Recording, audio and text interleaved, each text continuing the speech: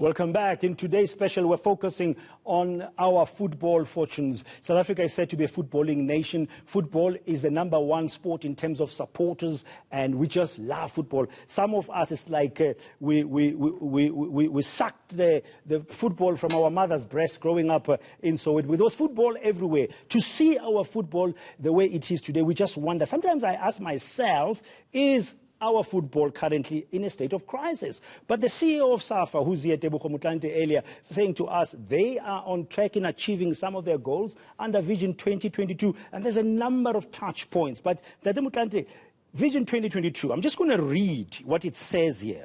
It says that Vision 22 is a fundamental rebuilding of the structures of SAFA, that's on your website, at all levels, to create the conditions that will bring about the sustained, and I like to hear that, international success of our national teams. Are we on track? Yeah, yes, we are on track. Of course, as I said, and I'll keep on saying it, we are measured with Bafana, and Bafana is not doing well, but it does not mean that all is lost. The South African Football Association, more especially in terms of women football, let's take the pipeline of what we are doing in terms of women. There are a group of girls who are identified throughout the provinces. They are there in Pretoria High Performance Center. The South African Football Association is paying for their education, is training them. Maybe it's another part of us not telling our story. That's why we see the result with women. Yeah, but if you don't communicate stuff as you achieve them and your milestones, how will we know? Yes, so it created that good pipeline. That's why you see the women football doing well. Of course, we have major challenges in terms of schools football. Unfortunately, what's the challenge there? Unfortunately, the government is not yet to respond, because I think the government, to a larger extent, is to be blamed. So when you say government, are you saying the Department of Arts, Sports and Culture? Department of Sports. The Department of Basic Education? Department of Sports, because we had meetings with Department of Sports.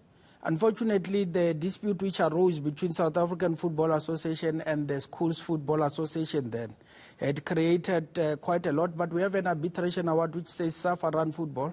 But the government officials, in some instances, decide to work with SAFA, in some instances, decides to work with those SAFA people. So it has created quite a serious problem. Yeah, Jeffrey, you want to come in here? You see, that's one of the key issues in South Africa, this infighting, whether it's infighting or outside fighting, where people, I'm the boss, you're not going to tell me, I'm not going to listen to you, you call the meeting, I'm not going to come to your meeting, the government and South African Football Association.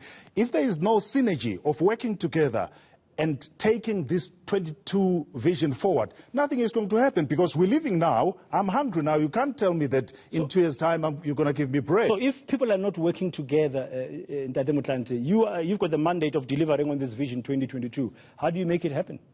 Look, we, like Mr. Zikhali had said, we are trying to engage all stakeholders. Like you asked a right question about the Department of Basic Education. We have an agreement with them. The problem goes when you go to the ground, that there are still those who say, no, we still recognize SAFA. They want to get involved in those differences. But we had a judicial decision which said, SAFA, run this. Because it was not a decision based on infighting to say, SAFA, don't do that. We can go back to say, SAFA, which tournaments? They ran tournaments. So you are willing to collaborate? Yes. SAFA says, let's go back where we have school leagues, because those gave us results. It can't be about tournaments, and kids play tournaments under 19, they disappear, they don't play. And schools which were participating in those tournaments, numbers, how many schools do we have in this country? So we are saying, let's go back, reinvent the wheel, have school playing football on regular basis. Doctor, would you agree with that? Right then, I'm one of the products that comes from school sports. And like I said, we can't cut corners. Hence, I'm alluding to the fact that politics aside, let's get the ball running and get this country where it belongs. There are so many factors that we can talk about in this program, but it wouldn't help, because if our leaders are not going to take our kids seriously, there is no way you're going to get the better players in South Africa if school sports has been cut. And also the development programs are not adhered to or taken care of. Like, we have a lot of coaches that are qualified. Programs are the ones that determine our future.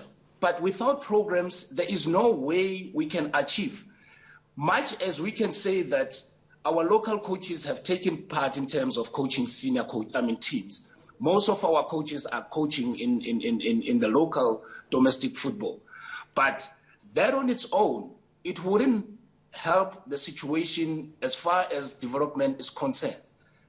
It has been proven that street soccer produces a lot of good players. The Messis, the Ronaldos, they come from street soccer. Now, why deprive those youngsters the opportunity for them to shine? Because our programs are not talking to what we envisage in 2022. So what I'm trying to say is that bring back school soccer and let's get programs that will talk to our development structures. Because if we cannot give a player an opportunity that's based in the rurals of KZN, an opportunity to come and test his skills here in Joburg, there is no way the scouting in terms of getting better players is going to be successful. Yeah, so the least that we can do, just put the egos aside. Let's get the ball rolling and get our team, our soccer back to where it belongs. 1996 was the greatest, year for us. But after that, I cannot walk to the malls or walk in the streets and I'm being celebrated. I want to be celebrated after I've produced another Dr. Khumalo or Shoes Michaud, may his soul rest in peace. This is what I'm pleading for SAFA to do in terms of engage with the ex-players that are out there without the jobs. Very profound. Let's get the programs going. Yeah, very profound ways. Now, from a players' union perspective, Thulaganyo, I'm sure you represent a number of players who as well came through some of the schooling systems. I don't know about the younger players of today, how they manage to come through. Are they coming through their club's own youth academy programs? You see, it's one of the discussions that we are having with SAFA, but then the issue of academies. And I think part of the reason and part of the things that we must do is to make sure that we properly regulate in terms of those school, the academies. The issue of mass participation insofar as football is concerned is very important. We have removed our academy. Most academies have been removed from the townships. The Thulaganyo Junior, who stays in the dusty street of Soweto or Khayelitsha or wherever, but the development of the game is based in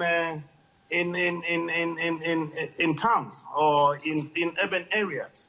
They do not have the money, they do not have anything. And this is where, therefore, the issue of school sports comes into play, where it will then be able to assist us. But let us just take it a bit forward. I think it is important that we look at this thing and call it what it is. We really need a proper leadership insofar as sport is concerned, from the government point of view, from government point of level, and so forth. You would know that, unfortunately, this is how things are. You get a minister, of course, there's appointment and delegate. The minister that's there, deployed by government, that might not necessarily be an expert. But the problem comes there when you have a DG who might not necessarily have the know-how of how football or how sports really runs. When you have that particular individual and at that level, there's a problem. You are going to continue having the issues of a problem. Secondly, at the level of SAF, of course, we do appreciate and acknowledge that there are up-and-coming young leadership that's going to take us somewhere. We really need to look at it and say, we have done, this is how far we've come, and we must celebrate the leadership that has taken us here, and say what then becomes the second layer of leadership going forward in terms of football. Things do not happen by chance, but then sometimes we must be deliberate about things to say, we know that we've got a pool of about possible 20 or 30 or 50 potential leaders or who are capable of Thulaganyo, I hear you. Leadership matters.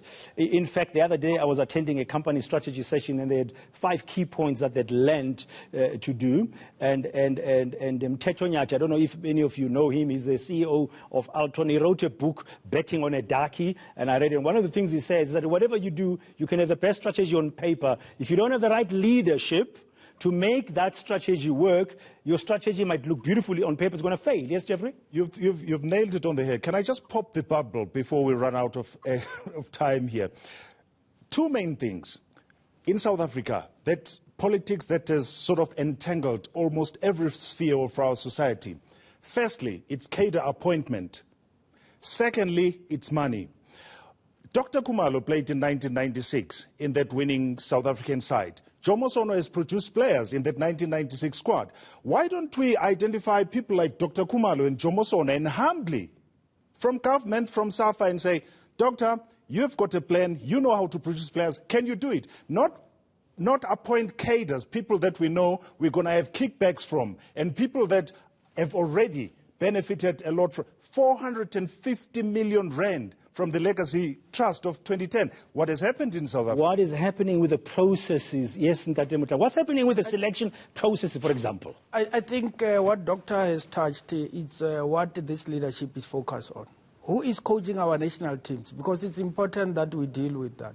All our women teams are coached by former women players. Under 20, who's coaching our male under 20 is Helman Mkhelele. Vela and others are coaching under 17. And who is coaching Bafana Bafana? Who is coaching Bafana is Coach Ntseki, who comes from the under 17. He comes from the ranks of our juniors. Does he have a good record? Well, the record. Okay. Let's not have a dialogue. But I hear the answer. We'll unpack that further.